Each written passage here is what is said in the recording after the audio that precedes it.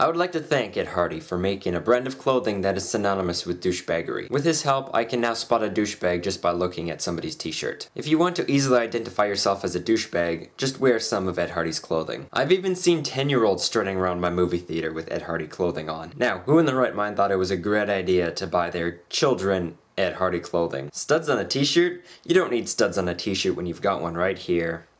There's no douchebaggery in this room.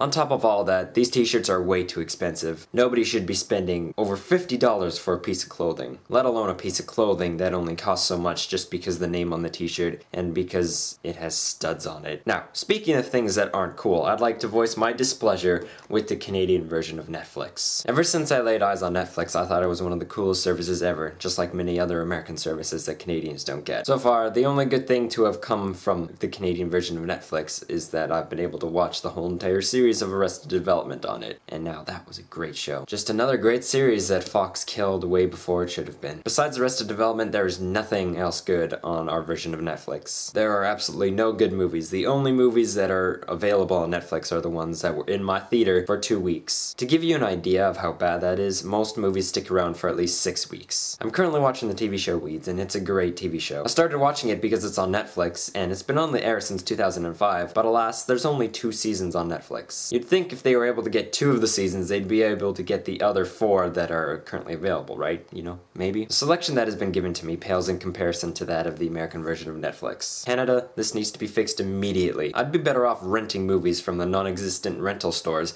than watching something on our version of Netflix. I would love, for once, to have a service that is on par with what the Americans receive. Netflix Canada, it is a disgrace to call yourself that with the current selection of movies that you have. If you were to look up cool in the dictionary, the Canadian version of Netflix and Ed Hardy would not be there. They'd be in the section that describes the worst creative decisions ever.